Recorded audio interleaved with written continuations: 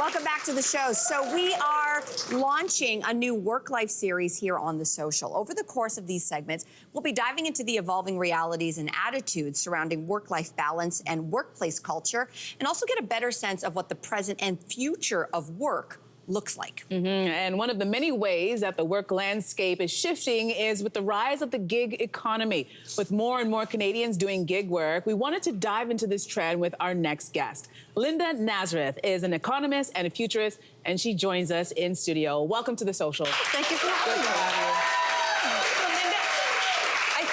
People hear the words gig economy and know about gig work, but how do you really define it as we understand it right now? You know what? I would say it's anything besides conventional work. So if you're not going into work every day for 5 days a week, for 52 or 50 weeks a year, you're working on projects, you're maybe, picking up a few hours here and there, you're maybe running a business, you're a gig worker. Okay. And you're in a different kind of environment than what we think of as work. Got it. Okay. So I think when some people, at least certainly me, when I think of gig work or a gig worker, I think of a certain kinds of jobs, or I think of a certain kind of worker. But you say it actually falls into 4 categories. Yeah, it's interesting, Melissa. There's a consulting company, McKinsey, and they defined it really well a few years ago. They said you have to divide it into the people who want to do this voluntarily and the people who are forced into it, and the people who are doing it for all their income and the people who are doing it part-time. So you have free agents, the people who are getting paid a lot of money maybe. They are maybe visiting nurses, going to different hospitals, or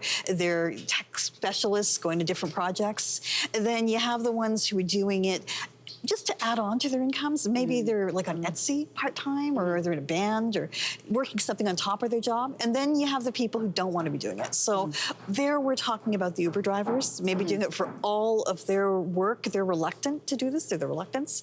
And then we have the ones we used to call moonlighters, now we'll just call them casual earners. No, financially strapped rather. They have full-time jobs, but maybe they're delivering Amazon or taking a part-time job on the weekend. So they're taking a gig as well as everything else. And it's important to, I think, divide it up, because we have to have policies that work for everybody, not one group. Yeah, right? absolutely. Well, I did gig working for a very long time, and there's certainly some big challenges that come with being a gig worker. But before we get into that, what are some of the benefits that attract people to the gig lifestyle? Okay, so there's challenges to being a gig worker, but working full-time is not always a joy, right? Like having management and trying to get a couple of weeks off a year and fitting that around your coworkers, and maybe trying to work your life around that. You have kids, you have aging parents.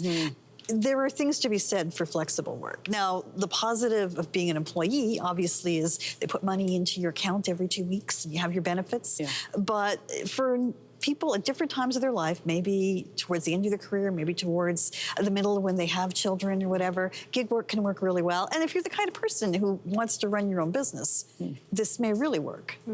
So this concept of gig work is not new. It's been around for a while, but we've definitely really seen a rise more recently. Why do you think we're seeing that happen right now? A couple of things, Cynthia. One is, I think, technology.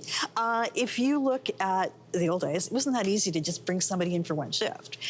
It's kind of easier just to employ them. Now, if you want one project done, like one piece of graphic art or something, you can go on any number of platforms and find somebody, right? So that's different. And as well, now we are just having different conversations about work. I mean, you have this series, and I know it's about the 4-day work week and how people feel about work. We aren't all one thing and doing work one way. And I think gig work is part of that. Really interesting. Even though there are so many people entering the gig economy or moving in and out of it, it seems like policy hasn't kept up with this changing reality in the workforce. What would you like to see stepped up when it comes to having more rules or policies around gig work? Well, it's interesting because a lot of these policies were made in the 1950s, right? Where you had dad working and mom home, and not the reality we have right now. So I think we have to think about things differently. I mean, even parental leave, you mentioned you were a gig worker. At one point, if you wanted to take a parental leave as a gig worker, a lot of times you're not even covered, right? You're working, but policy doesn't cover you. So we have to figure out how to get more people included in this, even though it's not conventional work. Yeah, absolutely. Well, in theory, a person who is full-time, if they have an issue, they can go to management or HR.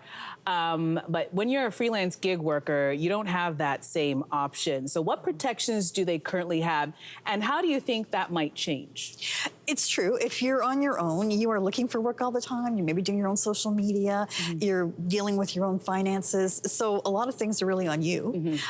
Sometimes we see unions come up to protect workers. I mean, if you think about construction and trades, we've always had unions there, right? Even though people work on gigs. And when you look at media, there are unions that protect people working on movie sets, makeup artists, tech people, not just the actors. Everybody belongs to a union.